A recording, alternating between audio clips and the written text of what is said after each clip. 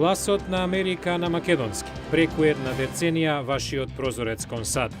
А сега, директно од студиото во Вашингтон, Добро вечер. Го гледате ТВ журналот News Flash на Гласот на Америка на македонски јазик, а јас сум Лилица Китановска.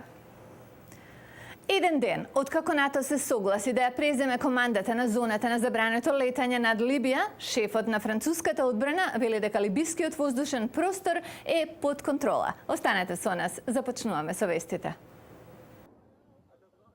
Генералниот секретар на НАТО Андерс Фог Расмусен кажа дека преземањето на зоната на забрането летање од страна на Алијансата ќе започне во текот на следните 3 дена, но тој потенцираше дека засега се уште останува операција на коалицијата и операција на НАТО.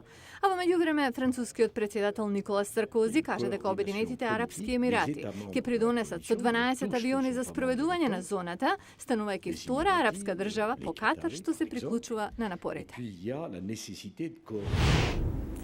Вице-премиерот за економски прашања Владимир Пешевски, која предводеше македонската делегација на синоќа завршениот бизнес самит САД Балкан во Балтимор, очекува собирот да резултира во инвестиции во енергетиката и инфраструктурата во Македонија.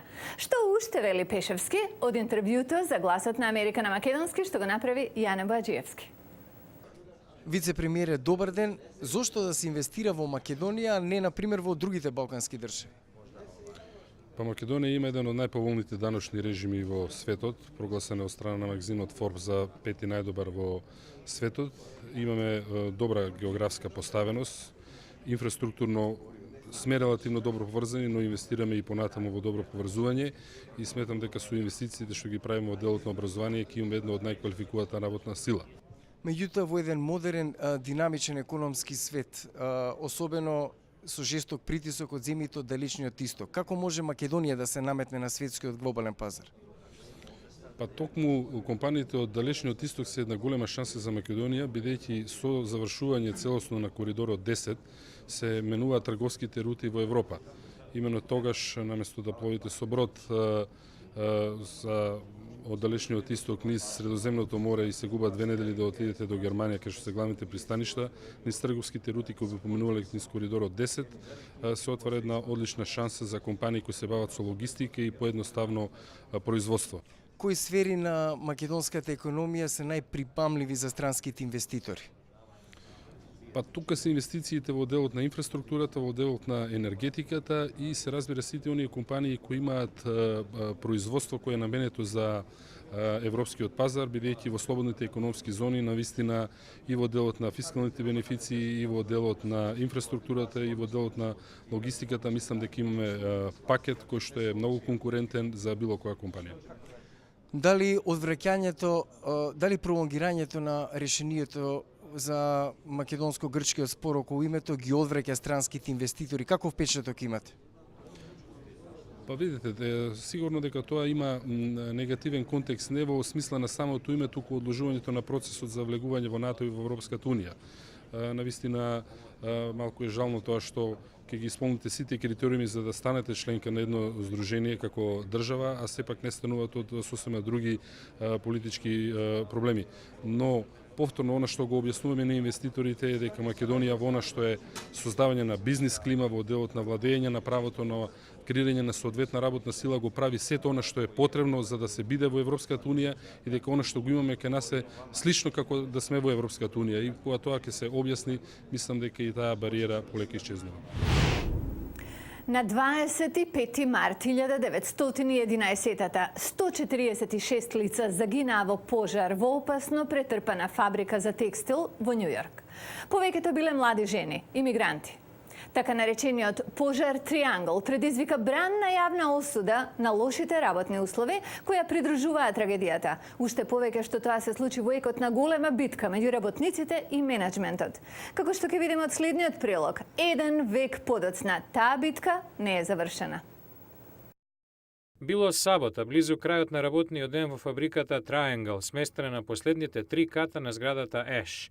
Од неизгасната цигара избувнал пожар на 8-миот кат. Оние на 10-тиот кат, вклучувајќи ги менаџерите, биле предупредени по телефони и избегале. Најголем дел од работниците на 9-тиот кат биле во стапица, најмалку 50-тина изгореле. Пожарникарските скали стигнувале до 6-тиот кат и минувачите во ужас гледале како над 50 други скокале во смрт. 19 лица паднале во празниот отвор за лифт и уште 20 загинале, паѓајќи од неисправниот помошен излаз. Леј Бенин, професор на Универзитетот Аделфи и коавтор на книгата за пожарот, вели дека алчноста и суровата конкуренција во текстилната индустрија придонеле за несреќата. Желбата за профит ги натерава да стават многу луѓе на мал простор со малку излези. Дури ни прскалки не биле инсталирани зашто имало отпор. Работните услови подолго време биле прашање по кое имало многу протести. Пожарот потсетил на сето тоа и 400.000 луѓе, секој 10 њујоркчанец дошле на поменот за жртвите. Владините представници веќе не можеле да одбегнуваат темата. Воведени се стандарди за безбедност, минимална плата и максимум часови на работа за целата територија на САД. Во Траенгл собствениците биле ослободени од обвинение за заклучување на вратата, затоа што тоа го сториле да се заштитат од кражби. Тоа уште повеќе го засилило работничкото движење. Според професорот Бенин, и 100 години подоцна, заштитата на работниците не е многу напредната. Американците ја губат работата, која се префрла во држави каде нема адекватни трудови закони. Трудовото движење треба да биде на меѓународно ниво за да се спречат трагедии како ова. Корпорациите веќе се транснационални и интернационални. Истото треба да биде за работничкото движење. На жртвите на пожарот им се одава почит секоја година на овој ден. Афганистан по соборувањето на Талибан влезе во нова ера. Заштитата на нивната култура е дел од таа нова ера, а САД сакаат да помогнат. Афганистанските артефакти кои во моментов патуваат низ светот наскоро ќе се вратат дома, во Американски музеј во Кабул. Во понеделник во Newsflash ќе ви кажеме за американска донација од $5 милиони за заштита на афганистанското богатство.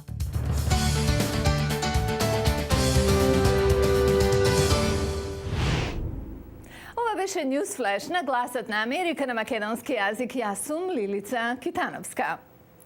Имајте убав викенд и додека повторно се видиме во понеделник, нашата веб страница glasnaamerika.com ви е на располагање со многу содржини. Пријатно!